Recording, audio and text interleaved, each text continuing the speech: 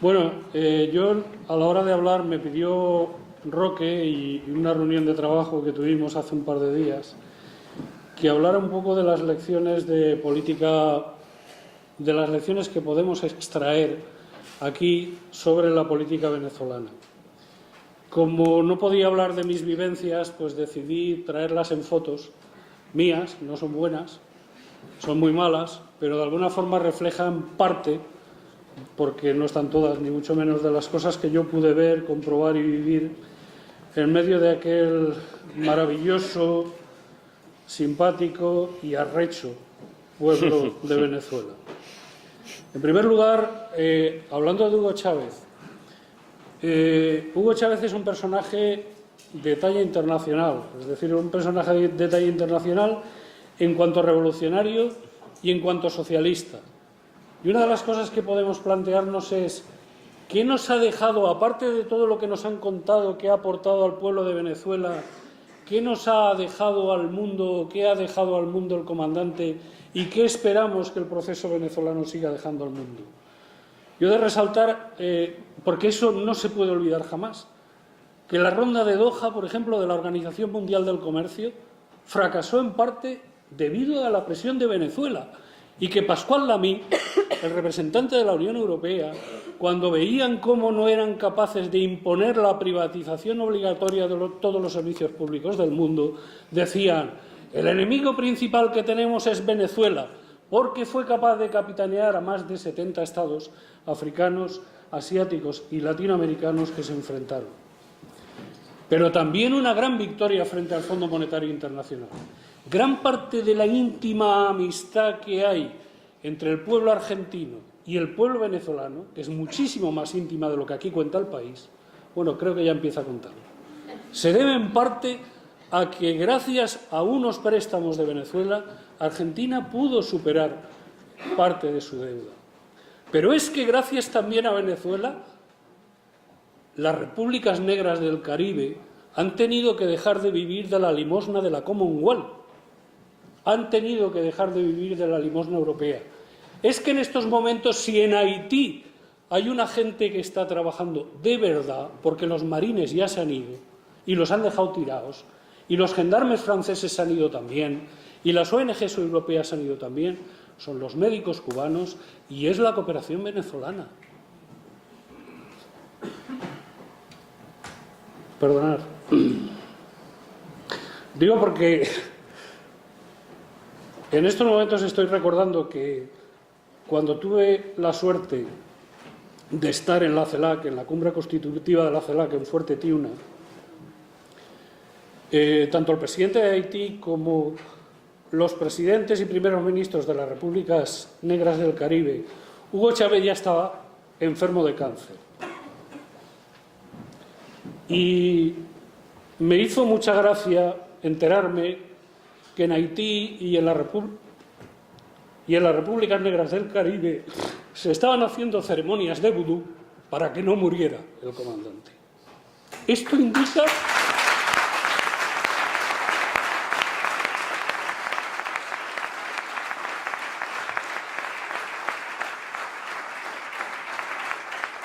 también otra cuestión muy importante que ha dicho la compañera Taina, y es que la integración latinoamericana no es una integración de mercados, es una integración política. Están por encima los valores y están por encima los gobiernos, sean del color que sean, por encima de lo que significa aquí la unión y la integración en Europa, que no es ni más ni menos que una dictadura de los mercados, y eso lo hemos visto en Grecia, lo hemos visto en Chipre, lo estamos viendo en Portugal y lo estamos viendo y sufriendo en Italia y en el Reino de España de forma fundamental. Pero vamos a hablar de qué cosas podemos extraer desde mi opinión. Yo he apuntado 3 lecciones, hay muchas, pero yo he apuntado 3 que podemos recibir del pueblo venezolano. La primera: el comandante Hugo Chávez por sí mismo y el movimiento Quinta República por sí mismo, y en estos momentos el Partido Socialista Unido de Venezuela por sí mismo, tienen fuerza más que suficiente para ganar las elecciones. Pero, sin embargo, no han actuado nunca de esa manera, sino que al revés, Chávez ha construido grandes alianzas. Primero fue el polo patriótico, y con el polo patriótico estuvo el PTT, estuvo el MAS. Ha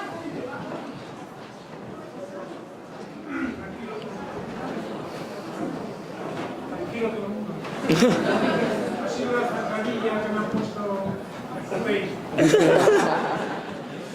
Estuvo el MAS, hasta que ambos partidos de la izquierda tradicional tuvieron una escisión, pero una parte importante de los mismos sigue estando en el proceso, y también se unió al proceso el Partido Comunista de Venezuela. Hay un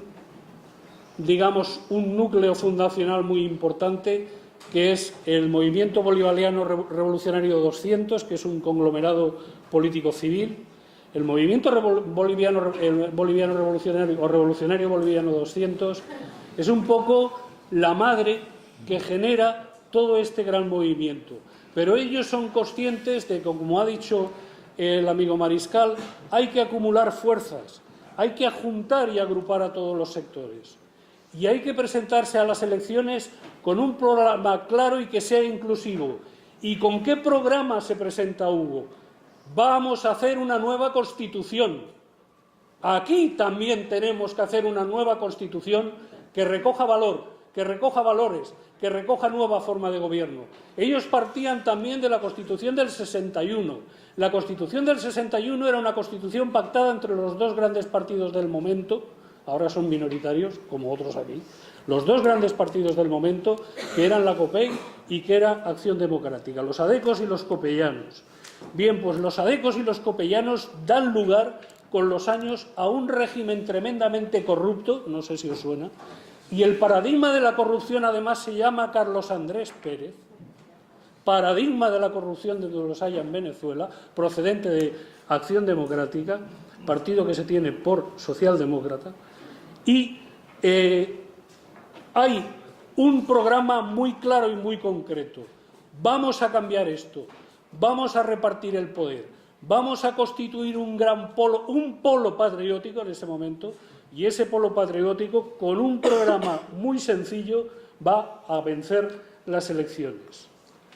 Esa sería, digamos, la primera lección. Hay toda una serie de problemas que aquí se han hablado, el golpe petrolero, el otro golpe, etcétera, etcétera, pero también todo esto coincide con un movimiento revolucionario en todas las Américas y en todo el mundo, y es cuando aparece el Foro Social Mundial. Y Hugo Chávez acude al Foro Social Mundial y está en uno de los primeros foros sociales mundiales de Porto Alegre. Pero es que, pasados los años, porque en los foros sociales mundiales hay un antes y un después de Belén, en el Foro Social de Belén, provocado por el movimiento de los Sin Tierra, que seguramente es el movimiento social más importante que hay en el mundo, movimiento social, los Sin Tierra, que además tienen una capacidad tremenda, algo así como 10 millones de asociados en Brasil, eso es un movimiento social y no lo que aquí tenemos, por desgracia. El MST junta a los presidentes amigos, los sienta en el Foro Social Mundial y sientan una alianza entre la política y los movimientos sociales. Y eso, si no somos capaces de enterarnos en Europa que sin esa alianza no vamos a avanzar en esa alianza, desde luego desde los que estén por posiciones antineoliberales, por posiciones socialistas, por posiciones de avance y por posiciones de una segunda, de una marcha hacia adelante frente a todo el gran reto neoliberal que tenemos en Europa. Por lo tanto, la segunda lección sería la necesidad de establecer alianzas entre movimientos sociales, partidos políticos y fuerzas de gobierno, porque los presidentes, amigos, son nuestros aliados, porque aquí en Europa los movimientos sociales europeos, porque en España los movimientos sociales españoles, necesitamos también tener una visión internacional y necesitamos tener amigos. Si los tenemos en América Latina solo ahora, pues los tenemos allí, y ojalá en Grecia los tengamos también muy pronto, y ojalá aquí seamos capaces de construirlos. Hay otra cuestión que para mí es imprescindible, y yo diría que es la tercera gran lección, de las que he seleccionado.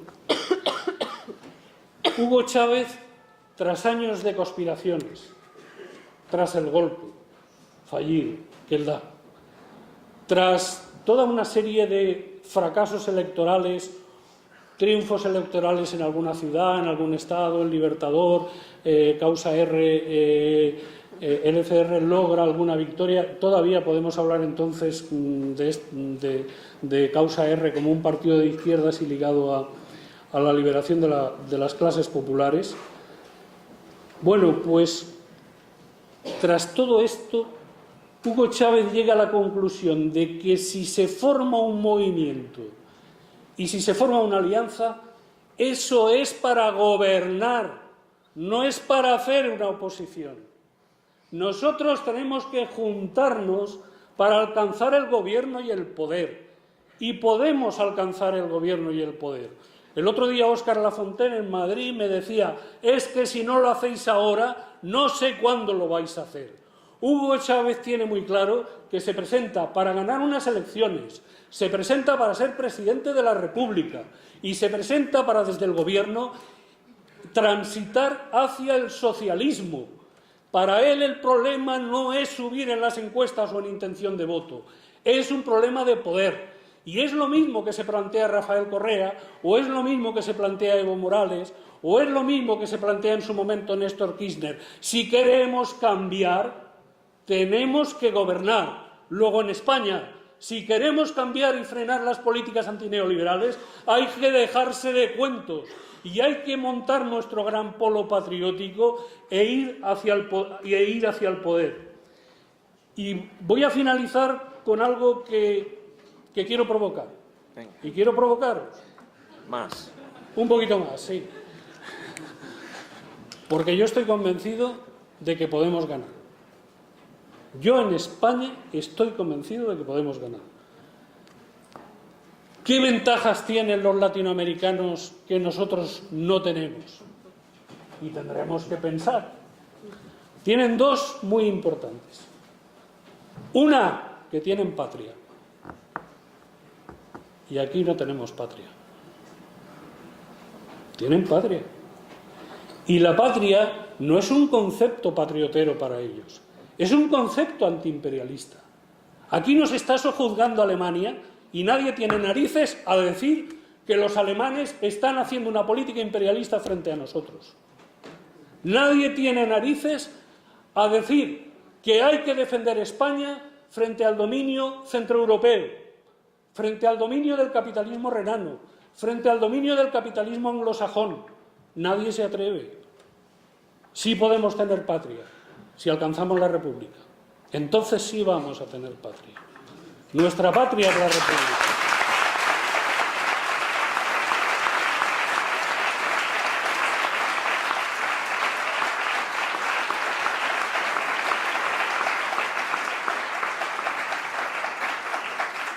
Luego vamos a tener que luchar también por la patria si queremos triunfar como han triunfado ellos.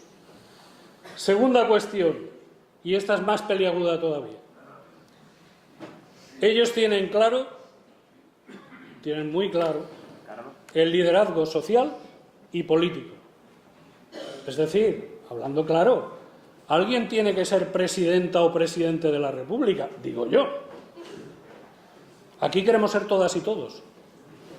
Está bien los movimientos horizontales. Yo soy de ATAC, está bien los movimientos horizontales, sociales, pero bueno, al final hay alguien que tiene que encarnar esos anhelos y ellos lo tienen en Correa, lo tienen en Evo Morales, lo tienen en otros y lo tienen en Hugo Chávez. Lo tuvieron en Hugo Chávez y ahora lo van a tener en Maduro. Y me podéis decir, los liderazgos son malos. Pues si del liderazgo de Chávez fuera tan malo, ahora no estarían en las calles llenas de venezolanas y venezolanos diciendo Chávez somos todos, porque él ha sido capaz de contagiar ese liderazgo al pueblo. Y aquí también nos hace falta el liderazgo social si queremos de verdad poder ponernos al frente de una rebelión que nos hace falta. Y acabo con una cosa. Hugo Chávez tenía muy claro que tenía que continuar hasta el final. Hay un ejemplo maravilloso, y perdona que acabo enseguida, en la Revolución Mexicana, una de las grandes revoluciones americanas. Cuando Pancho Villa le da la presidencia a Zapata, y Zapata a los 15 o 20 días o 15 meses, no recuerdo exactamente cuánto, abandona la presidencia por no corromperse. Y abandona la presidencia y llega el general Huertas y se carga todo lo que Pancho Villa y Zapata habían logrado. Sin embargo, Hugo Chávez muere siendo presidente. No les da el gustazo de irse. Pues eso es lo que tenemos que hacer nosotras y nosotros. No dar el gustazo a nadie de irnos, que ese es el primer homenaje, el principal homenaje que le podemos hacer al comandante presidente de la República Bolivariana de Venezuela, porque para mí Hugo Chávez sigue vivo.